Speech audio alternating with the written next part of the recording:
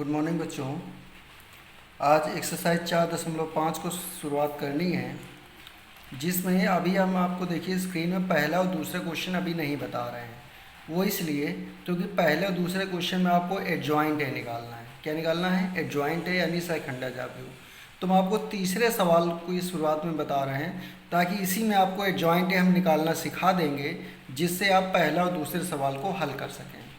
ठीक है, तो आइए क्वेश्चन नंबर तीसरे में देखिए ए बराबर ये आव्यूह दिया जा रहा है, जिसमें हमें सत्यापित करना है कि ए इंटू एडजॉइंट ए बराबर एडजॉइंट ए इंटू ए बराबर ए का सारणिक मान इंटू वाई, ये सिद्ध करना है। तो इसमें देखिए एडजॉइंट ए भी हमें निकालना है और यही आपका पहला और दूसरा क्वेश्चन है कि जिसमें एडजॉइंट ए का मान ज्ञात करना है। तो एडजॉइंट ए यहाँ पर हम आपको निकालना बता रहे हैं और उसके साथ ही साथ इसको सत्यापित करना भी बता रहे हैं। ठीक है, तो देखिए इसमें ध्यान से आगे बढ़ते हैं। आव्यूह ए के सहगुणनखंड, तो एडजॉइंट ए निकालने के लिए पहले आपको सहगुणनखंड निकालने होंगे।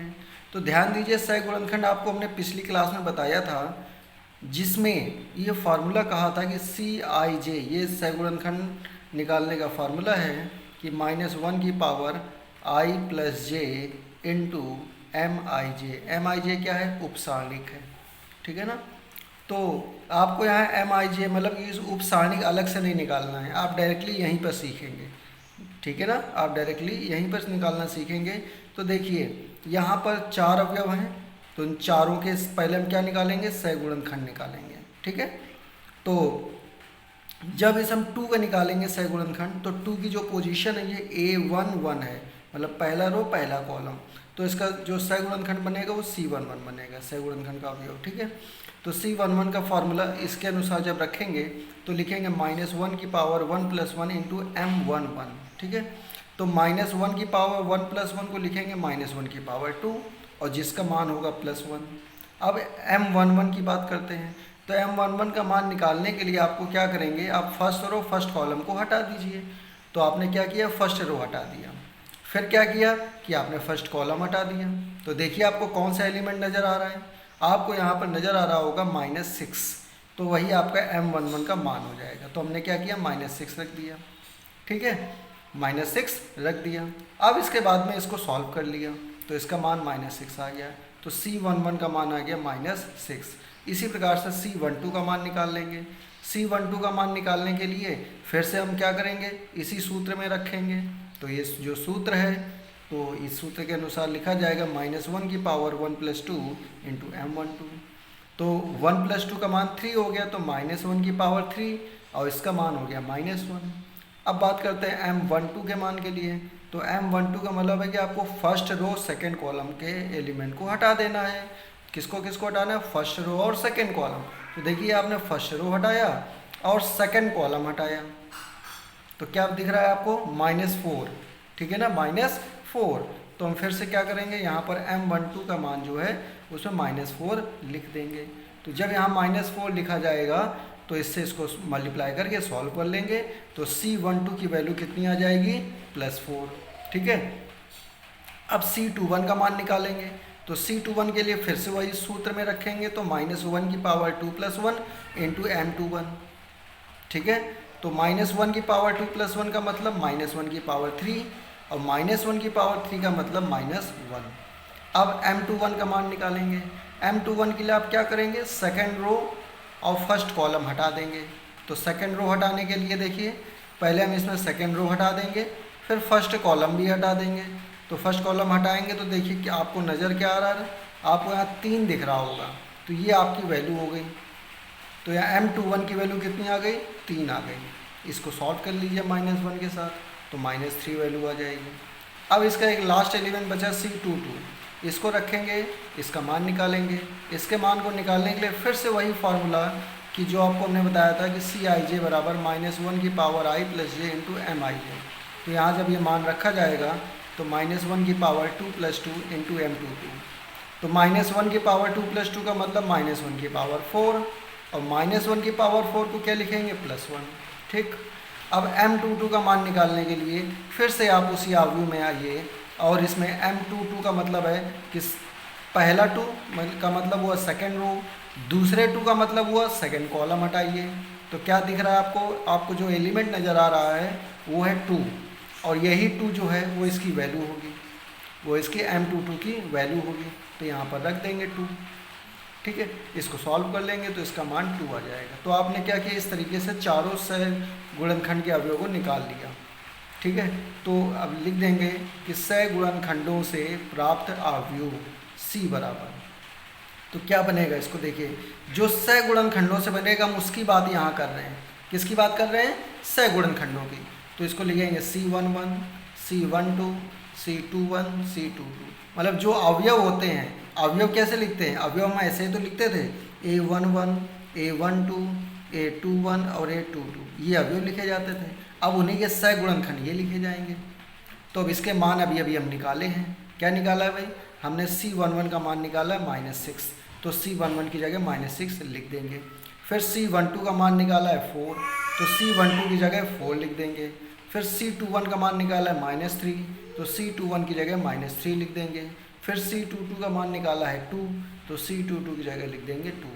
तो इस प्रकार से ये सह गुणनखंडों से प्राप्त अवयव आ जाएगा कि जो सह गुणनखंड थे उनसे कौन सा अवयव बनेगा, ये लिखा हुआ है, ठीक है।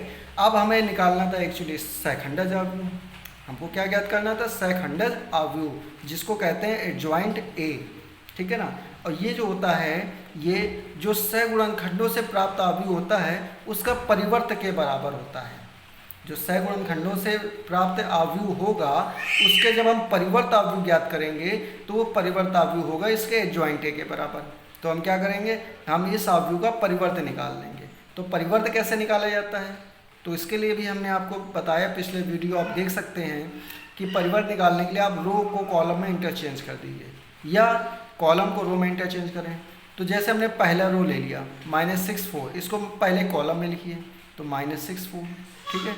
दूसरे रो को लीजिए, दूसरे कॉलम में लिखिए, तो -3 2 को दूसरा कॉलम बना दिया। तो इस प्रकार से ये एडजॉइंट ए का मान हमें प्राप्त हो गया। तो यहाँ तक आपको क्वेश्चन नंबर 1 को कंप्लीट करना है।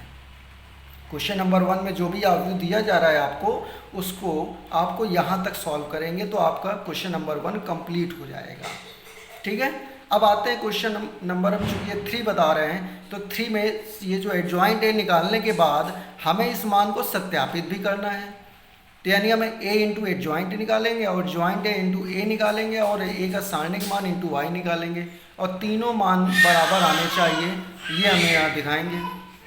तो देखिए इसमें a इंटू एडजॉइंट ए निकालने के लिए पहले a का मान हमने लिख दिया, फिर एडजॉइंट ए का मान ये जो निकाला है अभी अभी, इस मान को लिख दिया और इनका गुणा कर दिया।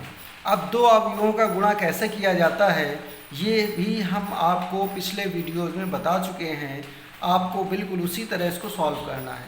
हिंट के लिए शॉर्ट में केवल हम बता रहे हैं कि इसमें क्या करते हैं कि पहले कॉलम को लेते हैं और क्षैतिज दिशा में लिख देते हैं। तो पहले कॉलम में है -6 और 4, इसको क्षैतिज दिशा में लिख के अब जिसके नीचे जो अवयव नज़र आ जाए उसको मल्टीप्लाई करिए, उनको आपस में जोड़ दीजिए। जैसे -6 इंटू 2 ये लिखा हुआ है और -6 इंटू -4 ये लिखा हुआ है, ठीक है। फिर 4 इंटू 3 ये लिखा हुआ है और 4 इंटू -6 ये लिखा हुआ है, उनके बीच में प्लस का चिन्ह रहेगा। ये पहले कॉलम की बात हो गई।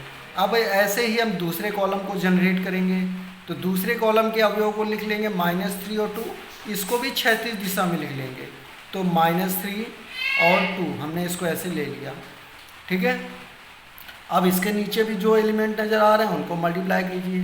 तो -3 इंटू 2 ये आ गया, -3 इंटू -4 ये आ गया, ठीक है। फिर 2 इंटू 3 ये वैल्यू लिखी है, 2 इंटू -6 ये लिखा हुआ है, इनको आपस में प्लस करना है। अब हल कर लीजिए, ये -12 ये प्लस का 12, ये -24 नहीं, ये तो प्लस का 24 और ये -24, फिर -6 ये प्लस का 6, ये माइनस प्लस का 12 और ये -12। सॉल्व कर लीजिए, सारे मान घट के 0 आ जाएंगे, यानी हमें यहाँ पर शून्य अवयव मिल जाएगा। तो ये किसका मान आ गया? a इंटू एडजॉइंट ए का मान आ गया। ये किसका मान आ गया? a इंटू एडजॉइंट ए का मान आ गया। अब हम किसका मान निकालना है? अब हमें निकालना है एडजॉइंट ए इंटू ए का मान, ठीक है। तो क्या करेंगे, पहले एडजॉइंट ए लिखा है तो हम पहले एडजॉइंट ए का मान लिखेंगे, फिर इंटू में ए का मान लिखा है तो बाद में हम ए का मान लिखेंगे, फिर इसको मल्टीप्लाई करेंगे। इसका मल्टीप्लाई भी उसी तरह, भाई दो अवयवों का गुणनफल का जो तरीका होता है उसी तरह अप्लाई करेंगे कि पहले हम कॉलम से अवयव को ले लेंगे, क्षैतिज दिशा में रख के उसके नीचे मल्टीप्लाई करके नोट कर लेंगे, फिर दूसरे कॉलम को उठाएंगे तो दूसरा कॉलम बना लेंगे। ठीक है, तो ये आप अपना सॉल्व करेंगे। ये आप पिछले वीडियोज़ में अगर आपको मल्टीप्लाई करने में प्रॉब्लम हो रही है तो आप पिछले वीडियोज़ देख के उससे अच्छे से समझ सकते हैं। ठीक, तो इस तरीके से जब इसको सॉल्व करेंगे तो ये भी वैल्यू कितनी आ जाएगी, 0 मिल जाएगा, मतलब 0 अवयव मिल जाएगा। अब तीसरा मान हमें निकालना है ए का सारणिक मान इंटू वाई। तो अब ए के सारणिक मान निकालने के लिए देखिए यहाँ पर हमने ये निकाल के आपको बताया है कि ए का सारणिक मान कैसे निकालेंगे। ए के सारणिक मान को निकालने के लिए पहले मुख्य विकर्ण का गुणा करते हैं। ठीक है, तो ये जो ए का सारणिक मान निकालना हम बता रहे हैं, हम उस प्रकार के अवयव बता रहे हैं जिसमें 2/2 इसकी कोटि होगी।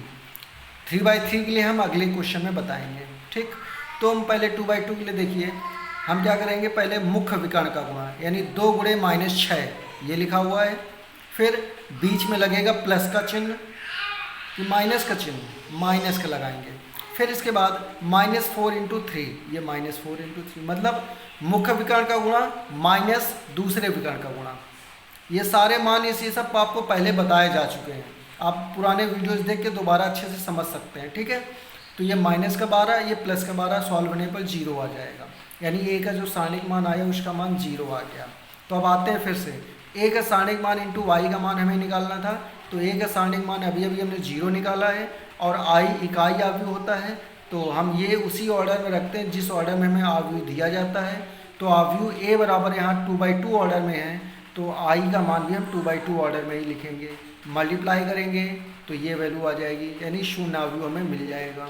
ठीक है, अब इसके बाद हम ये देखेंगे कि समीकरण 1 क्या था। समीकरण 1 था आपका जिसमें a × एडजॉइंट ए निकाला गया था, ये 0 अवयव था। समीकरण 2 क्या था, समीकरण 2 था आपका जिसमें एडजॉइंट ए × ए निकाला गया था, ये भी 0 अवयव मिला। समीकरण 3 क्या है, जिसमें ए का सारणिक मान इंटू वाई निकाला गया है, ये भी 0 अवयव मिला। तीनों मान बराबर आ रहे हैं, तो इसका मतलब समीकरण 1, 2 व 3 से ये मान क्या हो जाएगा, सत्यापित हो जाएगा। ठीक है, तो इस तरह से आपको क्वेश्चन नंबर 3 को कंप्लीट करना है। तो इस क्वेश्चन में आपको क्वेश्चन नंबर 1 भी हमने बताया है, क्वेश्चन नंबर 1 वहीं तक होना है जहाँ तक एडजॉइंट ए का मान निकाला गया है, और क्वेश्चन नंबर 3 यहाँ तक करेंगे। ठीक है, बाकी फिर अगले वीडियो में आपको बताया जाएगा। धन्यवाद।